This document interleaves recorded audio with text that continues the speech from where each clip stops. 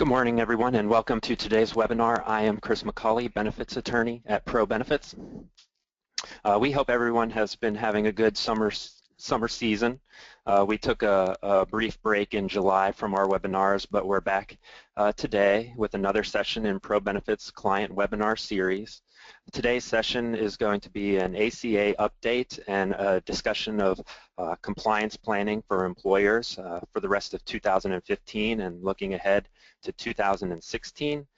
Presenting today's material is my fellow benefits attorney at ProBenefits, Jason Cogdell. Just a couple of housekeeping items before we get started with the material.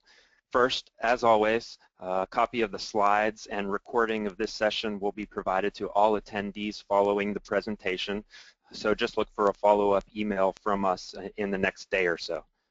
Second, if you're having trouble with the audio on the presentation, make sure that the volume on your computer is turned up. If you still have some issues after turning up the volume, you might want to try calling in by telephone using the phone number in the webinar invitation. Jason's going to do his best to talk about some frequently asked questions today during the presentation. You can also ask questions by using the control panel on the right side of your screen. We're going to do our best to get to Jason's FAQs and also answer some of your questions during the audio portion of today's presentation. Anything we don't get to, we'll answer in written format following the presentation. Finally, the next webinar in our client webinar series is tentatively scheduled for next September 15th. That's going to be an ERISA update and SPD refresher. So you can look, we'll send a formal invitation for that webinar in the next couple of weeks. A quick look at the outline of today's session. First, we're going to talk about an update on recent developments and specific Affordable Care Act provisions. Next, we're going to talk about the big three ACA compliance items for 2015-2016. Also touch on the new ACA reporting requirements, and then finally get to your questions that you have. So with that, Jason, I'm going to go ahead and turn it over to you. Thanks, Chris, and good morning, everyone. I hope that it has been a great summer for you and your family, and wherever you are, I'm guessing that school is close at hand, is certainly bearing down on us. The school start date here in North Carolina is next Monday, August the 24th, so that's kind of where we are from a family perspective and with the children. Of course, for those of us in the benefits world, it feels like school never ends because we're always in the position of learning new things and keeping up with updates, and that's really the reason for the topic today. In planning out our webinars for the third and fourth quarters, you know, we looked back and saw that I really hadn't done a detailed ACA update since the first quarter. Wanted to get back with you and cover some key topics. So really the goals for today, as Chris has already touched on, are twofold. Number one, to provide a big picture update, where the law stands, what has happened recently, and specifically what is important right now as we head through the third quarter. The fourth quarter is close at hand, and then we'll be heading into 2016. So to focus on what's important right now, what are the major items that your organization needs to be dealing with. And we're talking today to basically three kinds of organizations: some small employers on the session, some large employers on the session, and then plan advisors. And I'll try to speak to all three groups. And then the second thing is, just as Chris said, to answer some common questions. I know the questions that I receive on a daily and weekly basis from employers and advisors dealing with the ACA and compliance. I'm going to try to touch on what I think are some key issues. So I've designed this presentation to focus on the big items, what's important right now and what's important for the rest of 2015 and 2016, and again, the frequently asked questions. Those of you who have been on my sessions before know that I always start with the big picture slide, the big map of the major items. So just to start with the question of where we are right now and what's important right now, let's just look at the big map before we laser in on some specific topics. And I'll focus particularly today on the employer mandate, which includes both player pay and the new IRS reporting requirements that I want to give you an update on. But as we look at the big map, before we laser our focus on specific topics, we see these 5 categories. No surprises with the the top three. We've got the health insurance marketplaces. Obviously, we're between open enrollment periods. November 1st is the start of the open enrollment period for 2016, and that will run through the end of January. So no changes with the health insurance marketplace or the way that subsidies are awarded to individuals. All of that stays the same for 2016 as it did for 2014 and 15. Second category, insurance coverage requirements. The good news is that this area has gotten a lot simpler because most all, if not all, of the coverage requirements for individual insurance plans have already gone into effect. So there really were not any new items for 2015. There are really not any new items for 2016, with a couple of exceptions of things that have been delayed. But in large measure, our specific insurance plans, the insurance plan that your organization selects, is not going to change unless you pick a different plan, obviously, or if your plan loses grandfathered status, or if the kind of the second part to grandfather status right now is the so-called grandmother status, which means it's not formally grandfathered under the terms of the ACA, but the carrier has allowed you to keep it under the keep your plan transition exception, which applies through October 2016. But otherwise, all insurance coverage requirements have gone into effect, and that's what we've been dealing with for the last 5.5 years. The age 26 rule, the new preventive service rules, and other items that we've already dealt with, they've already had an impact on rates. So pretty much the plans are what they are going forward. No change with the individual mandate, which applies for 2015 just as it did for 2014. The only changes with the individual mandate is that the penalty amounts increase with each passing year because they are indexed, but otherwise no changes. The employer mandate took effect for 2015 for the first time, and as I'll talk about in a moment, the employer mandate is really twofold: play or pay, the requirement that an employer must offer coverage to all 30+ hour employees or pay a penalty. That's kind of part one, and that took effect this year for 100+ employers, takes effect in 2016 for employers in the 50 to 99 range. For the first time, and then it also includes reporting, and we'll talk about that in a moment. And then finally, a big category as far as the news goes for this year, the legal and legislative developments regarding the law. The big news item, of course, announced at the end of June, the King v. Burwell decision. The Supreme Court ruled 6-3 in favor of the government, upholding the law, the ability of the federal government, and specifically the IRS, to award federal premium subsidies in states like North Carolina and South Carolina and other states where you may be that do not have a state exchange. So the government won. The ACA is continuing full steam ahead. No big changes. So once King v. Burwell was decided, I think that pretty much put to bed the question of would any legal challenges overturn or derail the ACA, and I think we can all agree the answer to that is no at this point. So the next question is, what if any legislative changes will develop? The short story here is that nothing has happened this year.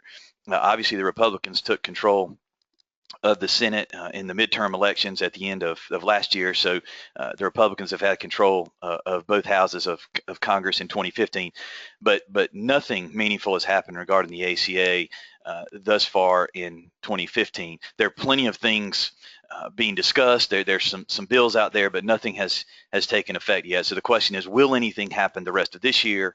And then what, if anything, can happen in 2016, which of course is a presidential election year. So those of us who are rooting for positive changes and tweaks to the ACA, even if not, you may not be rooting for repeal, but if we're rooting for tweaks or changes such as the 30-hour rule and the employer mandate or different items, know that those things certainly can happen, but nothing has happened so far. And I think from my perspective, that's been a little bit disappointing, but that'll be what we watch for the remainder of this year and certainly throughout 2016. So that's where we are on the big map.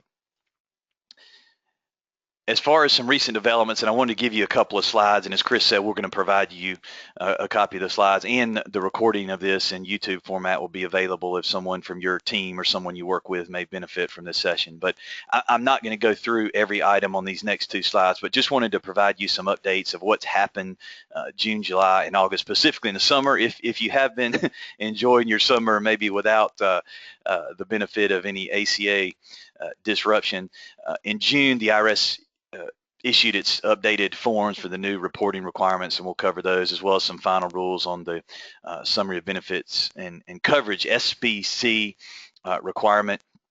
All of you have read by now about the other Supreme Court case, the Obergefell v. Hodges case that was announced the day after King v. Burwell, and basically confirmed that no state can prohibit same-sex marriage, either in the state or more specifically recognizing it from another state. So for benefits purposes, just like for other federal and state legal purposes, a legal spouse includes a same or opposite sex individual who has been married to an employee, and so that certainly has an employee benefits impact in terms of eligibility. So that's been a big development during the summer.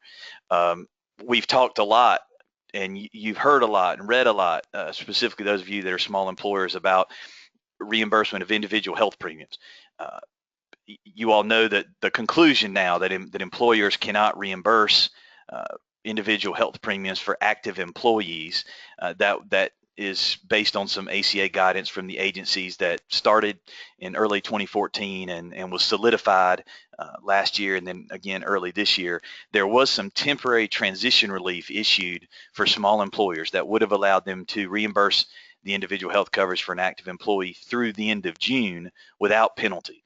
But where we stand after June 30th is that any employer of any size cannot reimburse individual health premiums for active employees without risk under the ACA. So even though the IRS code still technically allows it, the ACA prohibits it for various compliance reasons. And if your organization is still doing this, or if you're an advisor and you have clients still doing this, this is something that needs to be addressed, because the potential risk is significant, and this is something employers don't need to do. Now, significantly, that rule does not apply to retirees. So we've gotten a lot of questions recently about retiree benefits. Can an employer reimburse individual health premiums for a retiree tax-free? Yes. All these ACA rules do not change the situation for retirees. We're just talking about individual premiums for active employees, but there are many employers that are out there either reimbursing individual premiums for employees or allowing employees to waive off the group plan. Let's say once they turn 65, elect Medicare, the group reimburses Medicare supplement coverage. There's some compliance issues with that approach as well. But anyway, a short story is that the transition relief for small employers ended June 30th. There was some more guidance on preventive health services and what an employer must pay for as part of its plan with no cost sharing in July. Also, the IRS has spoken for the second time as of July 30th on the impending Cadillac tax, which is technically the the tax on high cost health benefits, which is scheduled to go into effect in 2018. Now, the Cadillac tax itself, I think most people would agree, is no more than about 50% likely to transpire. It's still very unlikely on both sides of the aisle in Congress. It's a revenue raiser, so nobody really likes the thought of the tax. It's just a revenue raiser to help pay for the expensive provisions of the ACA. There's still a decent chance that it is delayed, it is repealed, but I think one thing we can all agree on, those of us who have studied the Cadillac tax, is that the potential impact is significant on employer plans, because it would basically force employers to keep the total value of tax-free health benefits under a certain threshold beginning in 2018, or if the employer exceeds the threshold, pay an excise tax on the difference. That would have an impact on the kind of health plan that an employer could provide, whether the employer can provide an FSA, HRA, or contributions to HSA bank accounts. That would be a factor. Whether the employer can provide certain types of supplemental health benefits or wellness programs, all of these would be potentially impacted by the Cadillac tax. So this is not something that's on our immediate radar, but it's something that we need to be aware of. And if you're interested in learning more about the Cadillac tax, this Notice 2015-52 that the IRS released on July 30th would be a good read. It's not very long, a couple of pages, 4 or 5 pages, about what the Cadillac tax is. But importantly, this is just preliminary guidance. There's a lot that will happen between now and 2018, both politically and from a guidance standpoint, that as we learn more and figure out more about the Cadillac tax, if it does ultimately transpire. A couple of other items listed there on reporting, but I'm going to keep going ahead and I'll come back to the reporting topics later. Now, as far as some specific ACA items not listed on those prior slides, and a few things that are hot topics right now that people are talking about, I mentioned that really nothing major is changing for 2016 in terms of what the plans look like. One thing that is changing for 2016 that's going to have an impact on employers nationwide is a change in the small group definition. Until the ACA changed the rule, every state could define a small group on its own. And most states chose to define small group by 50, as North Carolina did, South Carolina did, Virginia, Georgia. We defined it by 50. And then the state could decide how 50 was determined. Is it eligible? Is it total, et cetera? Well, the ACA adds a uniform definition for all states beginning in 2016 of 100, and specifically 100 full-time employees plus equivalents, which is designed to mimic the employer mandate rules on how many employees a particular employer has.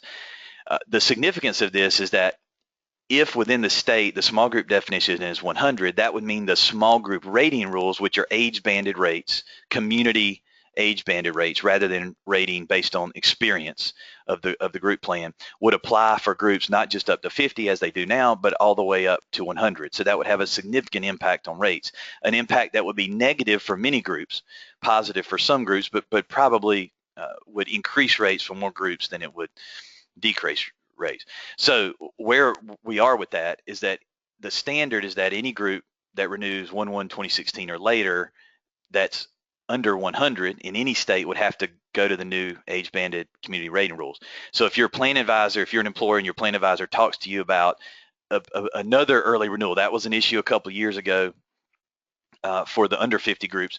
If you're a 50 to 99 group and your advisor talks to you about a potential early renewal, this is the reason behind it, because groups that renew before 1/1/16 would gain one more year before they have to comply with the community rating. There are some other transitional exemptions that some of the carriers are allowing to get around the rule, but the short story is the small group definition is changing, and that will have an impact on rates, and that's something you can talk more about with your insurance advisor.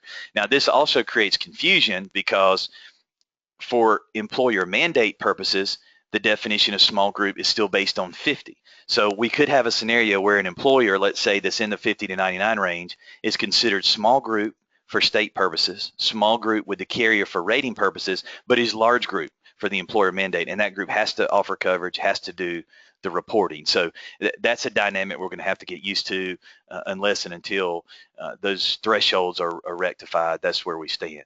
And I'm not going to cover this in detail, but there are some other rules for 2016 on cost sharing limits. The cost sharing limits for plans are set by the ACA. Those are actually increasing, but there's a new rule that says that every plan must basically embed the individual deductible. So even if there's family coverage, and even if it's a high deductible health plan designed to be HSA eligible, that the individual deductible has to apply to each individual within the plan. And that may end up limiting the amount that the plan pays. That may end up limiting the amount that the participant pays and increasing the amount that the plan pays, and potentially causing some rate adjustments. There's some FAQs on that topic. That's something I'll let you address separately, but just wanted to raise it, as particularly for those of you that have high deductible health plans, that your plans may be administered slightly different in 2016 in order to comply with those rules. I've already mentioned the Cadillac tax, so I'm going to skip on from there, but we'll give you those slides. And if you want to read more information on any of these topics that I'm mentioning, just let me know or Chris know, and we'll be happy to share some information with you. In terms of some items that are delayed that maybe you hadn't heard or read anything about for a while, these are three significant items that are still delayed and will not apply for some time until final guidance is issued. The first is the HIPAA health plan identifier requirement, the HPID requirement that some of you spent time dealing with last fall before the requirement was delayed at the 11th hour. Plans must register for this HPID to keep it on file and use for purposes to be determined later. That is delayed. There's nothing your group needs to do right now. Secondly, the ACA includes an automatic enrollment provision that says groups that have more than 200 employees would have to automatically enroll these employees in the health plan and allow employees to opt out rather than opt in for the health plan. There is no guidance on auto enrollment. the auto enrollment provision may never take effect at this point, but there's nothing we need to do. No groups yet are subject to automatic enrollment, and so that's something that we will look at as we proceed. And then finally, a topic that we have talked about before, many of you have addressed before, the new non-discrimination rule for fully insured plans. Many of you know that self-funded plans have long had to comply with IRS 105H, which is a very strict non-discrimination rule that basically says that an employer cannot discriminate in terms of eligibility or in terms of contributions within a self-funded health plan, and that would be a major medical self-funded plan or a health reimbursement arrangement or deductible reimbursement plan. The ACA takes that rule and applies it for the first time to fully insured plans, and creating non-discrimination rules for fully insured plans, which would have the impact of affecting carve-out plans and plans that contribute more for managers than non-managers, and different types of scenarios like that that you're familiar with. That rule is still delayed. It would have originally gone into effect the first year of the ACA, fall 2010.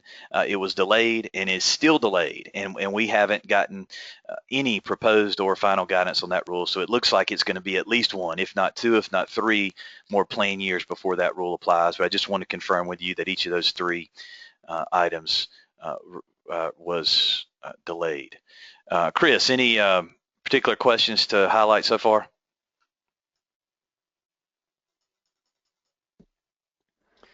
Jason, you might be getting into this later, but there is a question about the reimbursement of the individual health premiums and whether that can be done on an after-tax basis or whether it's prohibited completely. Yeah, the short answer is it is effectively prohibited all across the board, whether it's tax-free or taxable income. There was a thought last year before the IRS took a more aggressive step in its guidance. There was a thought that it could be reimbursed on a taxable basis. I think the consensus right now among people that have studied this rule is that the best thing the employer can do if it wants to help employees with individual premiums is just do a gross up, just change their gross compensation, but not create a reimbursement model, and certainly no list bill with the carrier. That's gone as an option for employers. So really there's not a reimbursement option. So if an employer wants to provide some assistance to the employees, it can change gross comp, but otherwise there's just no options for the active employees.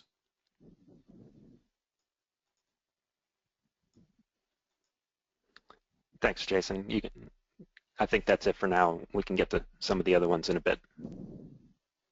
Yeah, another question about that. I just mentioned the Section 105H non-discrimination rules. Question comes in, what about, wouldn't it be correct that the employer should just go ahead and treat everybody the same to avoid any potential discrimination complaints through other discrimination avenues other than just health insurance? There's no question about it. Obviously, the best practice is to treat everybody the same within a fully insured plan or a self-funded plan. I think that will cure a lot of potential issues with discrimination, and would take away the need for the employer to make any adjustment down the road. It's also certainly easier from a practical administrative perspective in terms of communication and everything. So certainly always plan A is treat everybody the same, but for those groups that have a carve-out plan now or have a contribution tier structure that's treating people differently, if the question is, are we at risk now? You're not at risk under the ACA or Section 105H. Any risk you have is external to that. I would also call attention to the fact that there are non-discrimination rules under Section 125 that have long applied to pre-tax benefits, so that an employer providing benefits, if two employees elect a particular benefit for employee-only coverage or family coverage, they should be pre-taxing the same amount. And if they're not, that's a potential issue under Section 125. Now, there are some workarounds there, but the short of it is the pre-tax deductions from employees should be the same for the same type of benefit. So that would be my last piece of advice on that. Now, I mentioned at the top, I would highlight what I think are the key ACA compliance issues for the rest of 2015 and then going into 2016. What I think are the major compliance issues are those listed on the screen right here. And I'm going to go into more detail on each of these three in the remainder of the time. First, and let's just take it in order of time. For 2015, player pay compliance, meaning offer coverage to all 30-plus hour employees or pay potential penalties. player pay compliance in 2015 for employers, and those employers that had to comply with player pay this year are those that had 100 or more full-time employees plus full-time equivalents during 2014. We're always going to look back to the prior year to see what rules apply. And that's what the asterisk on the screen beside 2014 means, and it's explained at the bottom of the screen.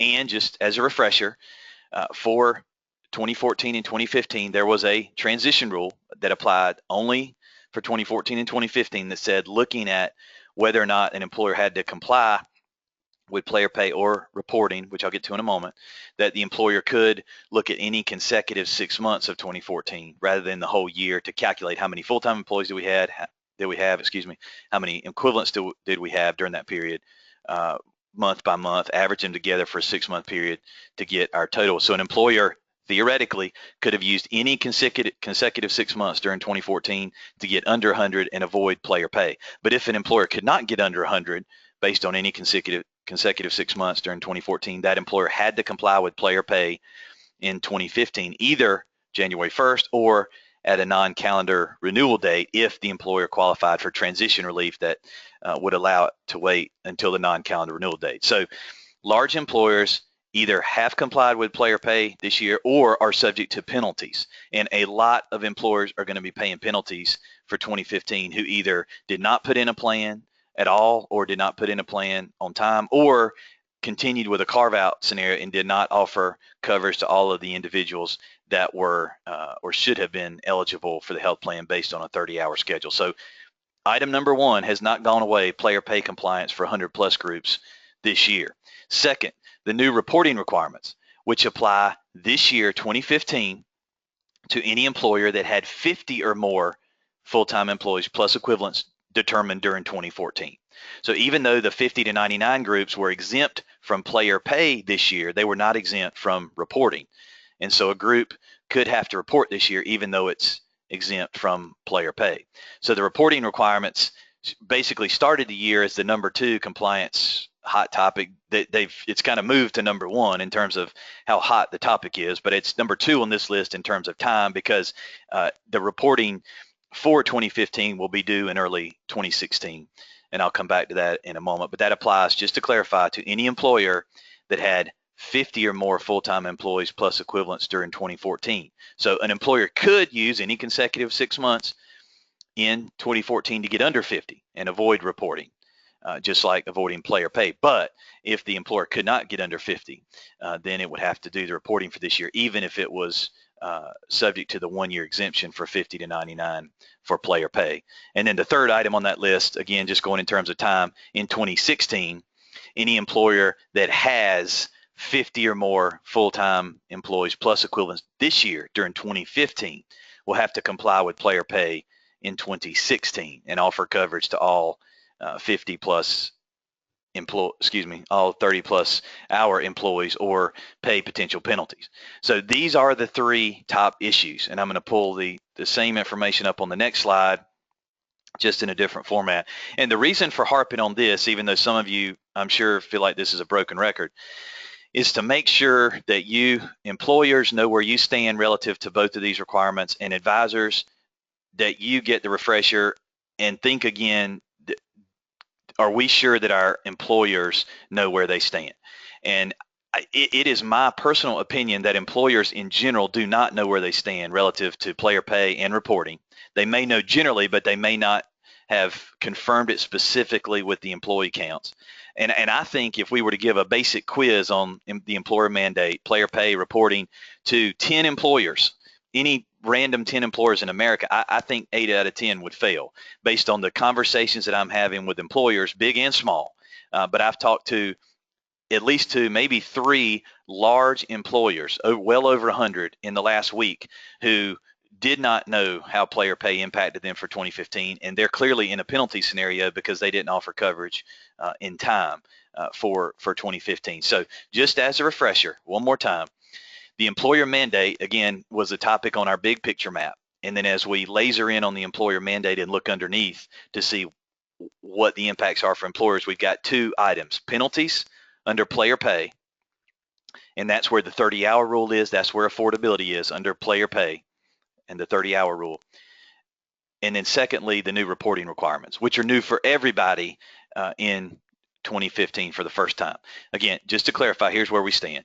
Player pay, the requirement to offer minimum essential coverage to all 30-plus hour employees and coverage that is affordable to them under the 9.5% standard and including minimum value, or if not, if you don't do those two things, potentially pay penalties for 1 or more months during 2015. That applies again to employers that had 100 or more full-time employees plus equivalents during the prior calendar year, 2014.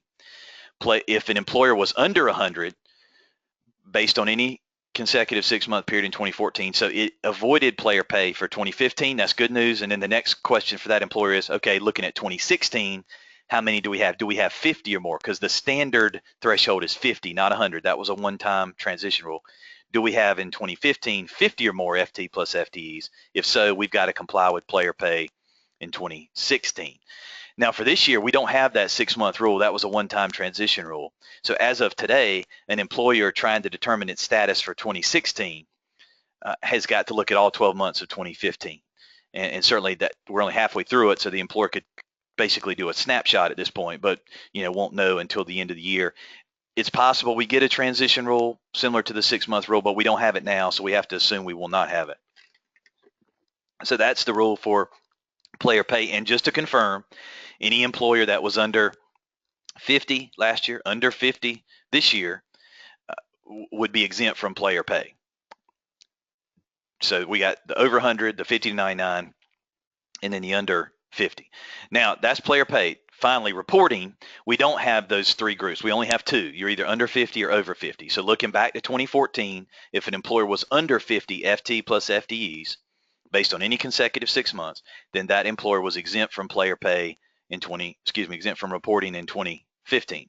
But if the employer was over 50 FT plus FTEs in 2014, it's subject to reporting this year, and then that 50 threshold continues. So if an employer hypothetically was under 50 in 2014, exempt from reporting this year, but now the question is, do you have 50 or more FT plus FTEs in 2015? If so, you'll have to report for 2016. But remember, we're always looking back to the prior year to see what we have to do in the current year, and then what our size is in the current year determines what we have to do next year. So that is confusing. I know it's frustrating. I know, but these are the most important compliance topics, and these are items that employers have to know because this is critical information for compliance and for avoiding penalties. Now, as far as player pay, for just a quick refresher here, and then I'm going to get to the reporting, which I think is a little bit hotter topic at this point. The big keys, what player pay is and what employers must do has not changed. These are the 4 questions as listed on the slide. This has not changed. This is the same general information we've been talking about for 2 years, and specifically since the IRS final guidance on the employer mandate was issued in February of 2014. So no changes to the big picture items of what the employer must do to avoid penalties. It has to, once it's subject to the mandate and it knows what date it's subject to the mandate and potential penalties, it has to identify all 30-plus hour employees, offer them coverage, and that coverage has to be minimum value and affordable if it's going to avoid the A and the B penalties. And if any employer that offers coverage to everybody but it's not affordable to all, would still have some exposure under the B penalties. And there are a lot of other potential options with skinny plans and whatnot.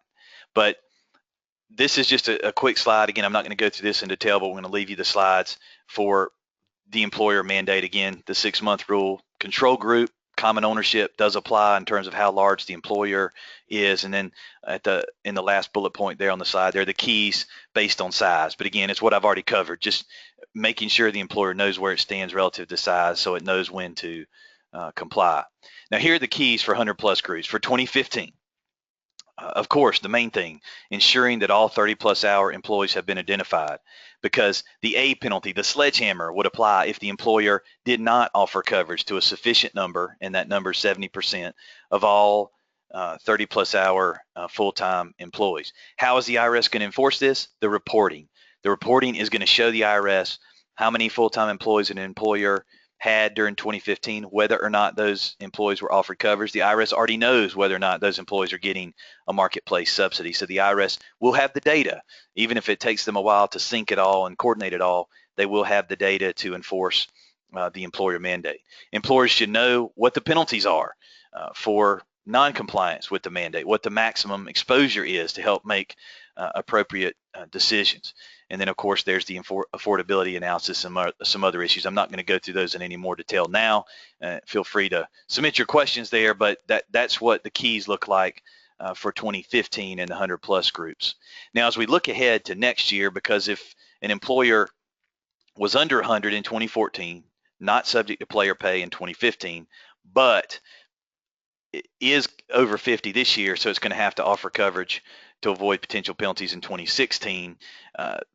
These couple slides just confirm that perspective. Number one, here's a slide that confirms what the exemption looks like for 2015, because employers that are exempt based on being under 100, if they were over 50 and they're in that limited 50 to 99 group, they are going to have to certify to the IRS on the reporting. Specifically, the 1094C is listed at the bottom of that slide on line 22. They're going to have to check box C. Line 23, they're going to have to put code A in column E to get that 1-year exemption. So that is a big deal, and that slide lists the 3 prongs to be able to claim that exemption. But for these 50 to 99 groups, exempt from player pay this year, subject to it next year, these groups need to do the same thing that the 100+ groups were doing this year. Identify all 30+ hour employees and offer them coverage. Do the affordability analysis. Make sure the employer knows whether 1/1/16 is its compliance date or a non-calendar renewal date. Understand the max penalty, which for this year was the full-time number minus 80 times the penalty for each month. Next year that drops back to the standard minus 30, because minus 80 for this year is a transition rule. Next year it's minus 30. So that increases the exposure by 50 employees by $100,000 in potential annual penalties for 2016. So that's something employers will need to know. And if an employer is considering a skinny plan or any non-major medical option, you'll want to assess all the potential scenarios there so that the employer knows where it stands. And I'm not going to go through any of these next slides, but just to let you know, we're going to provide some of the slides that have been provided in previous sessions regarding determining the status of eligible employees, and specifically the look back measurement period for variable hour employees, how to measure hours of service, and then a specific slide on the affordability analysis. Today's session is not intended to be a detailed look at the employer mandate, but just wanted to mention those items since those are certainly key issues. What I do want to provide a little more detail about is the reporting requirements, because these are the new hot topic. Because again, just to confirm, every employer, regardless of its status with player pay, regardless of whether the employer even offered a health insurance plan in 2015, every employer that had 50 or more full-time employees plus equivalents in 2014 will have to do the reporting requirements for 2015, which are new for everybody. These reporting requirements are designed to help the IRS enforce the employer mandate and help the IRS enforce the market or administer the marketplace subsidies by knowing, are these employees eligible for group coverage? If so, that may knock them out of subsidies and some of that other information. Now, for those of you who have looked at the reporting requirements in detail, bear with me for just one moment as I do a refresher on the basics. For those of you that have not looked at it, these are some of the key items, and then we'll look at the forms in just a moment. As far as deadlines, the deadlines as well as the submission methods track the W-2, W-3 rules. Each of the employee statements, which are the forms 1095-C, must be provided to the employees, specifically the employees that had full-time status for at least 1 month during 2015. Those employees must get the form 1095-C by the end of January of 2016 for the 2015 calendar year. So much like the W-2. The IRS submittal, which is going to be the form, is 1094-C that the employer is going to provide to the IRS along with copies of all the employee statements, the 1095-Cs. That goes to the IRS by the end of February, or the IRS gives an additional 1 month extension to the end of March if the submittal is done electronically. Now, the forms. before we look at them, they have been released for 2015 in draft form, and that's true for the forms and the instructions, and I'll show those in just one moment. But before I do, I want to reiterate that in my opinion, the keys for employers remain these. Number one, the data tracking. A lot of data is needed to provide these reports, specifically the employee statements, the 1095Cs, the employee experience on a monthly basis. Was the employee employed that month? If so, were they offered coverage? How much did the coverage cost? Did the employee enroll? Did the employee waive?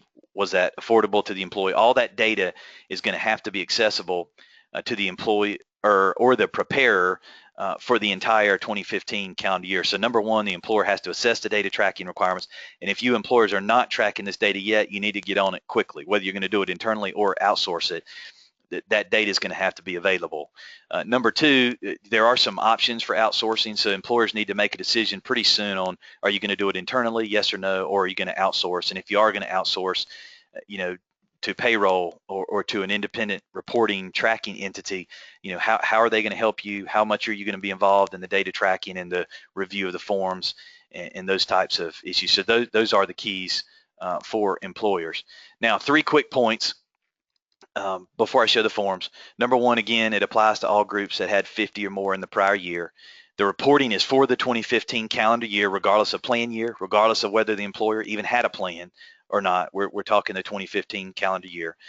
And finally, every employer that's listening on this session today, regardless of the size, regardless of the type of plan you have, fully insured, self-funded, no plan at all, you're going to use the same 2 forms. 1095-C for employees, 1094-C is the IRS submittal. They're due at the same time. So those are just kind of the key basics that if you haven't studied the reporting in great detail, those are the key items that you need to know. Now, as I pull up the forms, just for those of you especially that have not seen them yet, this is the 1094-C. This is the IRS submittal. It's 3 pages. You'll see the watermark there. It says draft as of June 16, 2015. This draft was released in June. It will be announced as final sometime soon. I don't expect it to change at all. So if you're looking and studying and preparing for this version of the 1094-C, you'll be fine. This is what it's going to look like. So this is the 1094-C, the IRS submittal that the employer will generate 1 copy to submit to the IRS along with copies of all of the employee statements. This is the meat of the data is on page 2, and I'm not going to go through it line by line right now, but that is an option if you need to go through it line by line, either in a training session for your organization or for those of you who are advisors for your clients. That's something we can certainly discuss. But this is what the new 1094-C looks like. This is what the new 1095-C looks like. This draft was released August 6th, 2 Fridays ago. This is kind of hot off the presses. Some very, very minor changes were made since June. Again, don't expect this to change. I think it'll just be made final, and we will get some more questions answered about the data. This form is effectively 1 page. There are 2 more pages. One is a page of instructions, and there's a page to list some of the other, if the individual employee was covering a large family with its family coverage, it would have to list all the individuals in a self-funded plan scenario. Importantly here on this 1095-C, this part 3, which is where you list the employee and covered spouse dependents along with tax ID numbers and months covered, that does not apply to a fully insured group because the carrier is doing that for a fully insured group. So this part 3 only applies to self-funded groups, which have to report that data since the carrier is not legally required to. The meat of the 1095-C is in part 2, which looks at first glance, for those of you who haven't studied it, to be fairly benign, but it's anything but benign because of the data that's involved and because of the specific codes that must go in those sections. So again, I'm not going to go into that in great detail, but just wanted to show you the forms. And then finally, on August 6th, the IRS also issued updated instructions. And this is a 17-page instruction document. And as these things go, this one is very good in terms of explaining what has to go in the forms and how the specific sections are filled out. This is a pretty good document. So I just wanted to draw your attention to the new instruction for 1094-C and 1095-C. Now back to the main slides and a couple of updates. First, I've already shown you the updated forms that were released in June, and then 1095C, and instructions were tweaked again 2 Fridays ago. We'll be happy to provide you a copy of these forms if you don't have them already. They're available on the IRS website. You can find them quickly and easily. The IRS has also released in the past couple of months 2 sets of reporting FAQs that are helpful and help address questions such as how would we report retiree coverage, or what do we do for a COBRA participant? So those questions we know the answers to. I think the IRS will issue some more guidance in the final forms relatively soon, probably as soon as September. Another thing we know is that the penalties for non-filing were increased significantly this summer, up to the point where the non-filing penalties are $250 per occurrence, up to a maximum of $3 million. And I say that just to say that even though a lot of you employers on the session are not big enough to trigger a penalty that would be in the 7-figure range, this is a big deal. And this is something employers need to do. Reporting anything would be better than not reporting at all, because the IRS is going to penalize employers for not filing. Employers that file but make mistakes on the filing, that's okay. There'll be an opportunity to correct those or to get it straightened out. But these reports by themselves will help the IRS enforce the employer mandate, but putting the wrong code or the wrong amount in a box, that by itself will not trigger any penalty. Another item that the IRS has been providing information recently on is the new electronic reporting system. So employers that are issuing 250 or more 1095Cs, so basically an employer that had 250 or more eligible employees who are full-time, those employers have to do it electronically. Any employer that's under 250 or issuing fewer than 250 1095Cs can do it in hard copy or electronically. That is significant because, and I'm not a technology expert, but my study of this so far is that this electronic system is a beast and is going to be very difficult for employers who are doing it themselves to figure it out. So I feel like where we're going to end up is that large employers are going to outsource this or need some lead time to help their technology experts in-house get synced with this new system. It's called AIR, AIR, to get up to speed on AIR. Employers, I think, that are issuing less than 250 forms 1095C and are going to do it themselves, I think will largely do this in hard copy, even if they use a data merge version of the forms to electronically populate the forms. They'll actually send them in hard copy. That's my feeling so far. But I say that just to say, those of you who are planning to do it yourselves, you're not going to want to look at AIR at the 11th hour, because I think it is a difficult enough submission process that you're going to need some lead time to be ready to see where you are. And in terms of outsourcing, there are some outsourcing options. At ProBenefits, we are not directly involved in the reporting. We're just trying to help employers know where they stand relative to the requirements from an education perspective. But there are some excellent outsourcing options. So if you're an employer or you're an advisor and you need to look to some outsourcing options that do this as a standalone independent entity but are good at it, we can certainly help you identify some of those. But the moral of the story is this is a big deal. I think it's a fair statement to say it's a bigger deal than many people expected before this year. Chris and I attended a national benefits conference a couple of weeks ago with EBIA, and the speaker who spoke on reporting is a former IRS attorney who now works at a large consulting house in DC. She basically said, and I'm paraphrasing her statement, she basically said, we all need to admit and acknowledge that January may be the biggest disaster that employee benefits has seen in a long time. So if we can go ahead and admit that in advance, then we can work backwards from January to see what we need to do.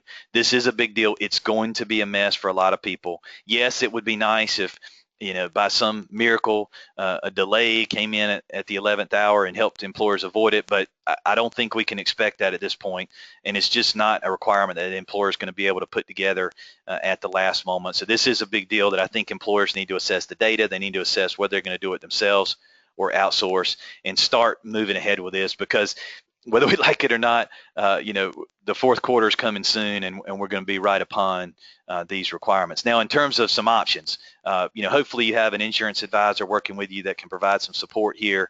Some of you may be outsourcing this to payroll or planning to track the data yourselves, but use a CPA to help you with the tax forms. All of those are good options. I mentioned that there's some other entities for outsourcing if you need to look in that direction. For those of you that are just studying the requirements, if you need some information on them, a one-page summary for your team, maybe some additional information and copies of the forms, we'll be happy to share them with you as well as some additional updates. If what you need is a training session on the forms and the line-by-line breakdown of what you need to do, what data is required, what the codes mean, that's something that we could assist with, or for you advisors, we could assist with that from an agency perspective. And also, we're planning a training webinar, a detailed training webinar for employers in September with HRCI credit, and we'll be happy to share that option with you soon when we make that available. So just wanted to mention those options as we address this reporting topic, which is a big deal. And then finally, I'm not going to address this, but here is an ACA compliance checklist for 2015. We'll be tweaking it soon for 2016. I wanted you to have this along with a copy of the slides. And if you need a specific ACA checklist, a specific reporting information, or an overall benefits compliance checklist that's broader than just the ACA reporting employer pay, let us know and we'll be happy to share that with you. Chris, I'm going to start looking at the questions, if you will, wrap it up there, and we'll get to some written questions here in a moment.